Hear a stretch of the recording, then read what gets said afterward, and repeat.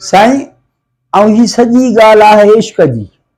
अल्लाह पाक खे जॾहिं इश्क लॻो तॾहिं त ही जहान पूरो ठाही न पंहिंजे महबूब जे मोहबत में। हा साईं, तॾहिं हिकिड़े सुगड़ चयो त ही इश्क वॾी आफ़त आहे, अॾीअ मथां कात आहे, विझंदो जंहिंखे वाता सो हमेशह आयात आहे। इश्क वॾी आफ़त आहे ऐं हक़ीक़त आहे इश्क नर नचाए छॾिया।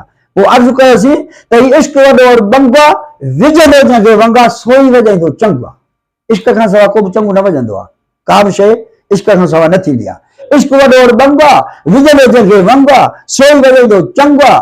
चंग वॼाइण सां वधे थी चाहत, अची वञे थी रूह खे राहत। इश्क में के हाफ़िज़ थिया, इश्क में के हाफ़िज़ थिया, इश्क में के अमीर थिया, इश्क में के फ़क़ीर थिया, इश्क में के ॾाह थिया, काट जॾे काह थिया। इश्क न आहे कोई दंग, इश्क वॾो और बंग विझंदो आहे जंहिंखे वांगुरु सोई वॼाईंदो आहे चंग। कंहिंखे छॾियईं सूलीअ चाढ़े, कंहिंखे छॾियईं सूलीअ चाढ़े, कंहिंखे वेठो गर्मीअ काढ़े, कंहिंखे बीहारी रिच बर, कंहिंखां घुरियईं सिधो सिर, कंहिंखां कराई ॾाढो पंधु, कंहिंजो भञी विधई कंधु। इश्क जो आहे औखो ॾंग, इश्क वॾो और बंग विझंदो आहे जंहिंखे वांगुरु सोई वॼाईंदो आहे चंग। अर्ज़ु थियो त कंहिंखे पीड़ाए छॾियईं घाणे, आजकल आजा वलीला मखदूम बिलाल सिंह घाणे में पीड़िजी वियो। कंहिंखे पीड़ाए छॾियईं घाणे, कंहिंखे राहे छॾियईं टिकारे। शेख सुञाण वरी अची वियो न इश्क जे में त जेको आहे स्वर पियो चाढ़े, गोलीअ जे इश्क में अची वियो।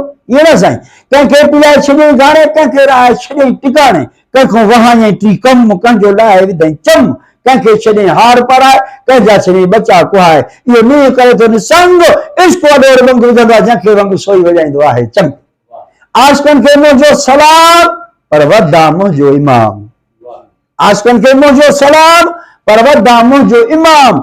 ईअं पढ़ियो कंहिं न क़ुरान, तंहिंजो कयां कहिड़ो बयान। सिर नेज़े ते साईं क़ुरान पढ़ंदो वञे, इन जॻह ते हर शइ झुकी वई, हर शइ मुकी वई। आशिक़नि खे मुंहिंजो सलाम पर वधा मुंहिंजो इमाम, तंहिंजो कयां कहिड़ो बयान। ईअं पढ़ियो कंहिं न क़ुरान, पंहिंजो सिर सजर नई, पंहिंजा बचा कुर्बान कयईं।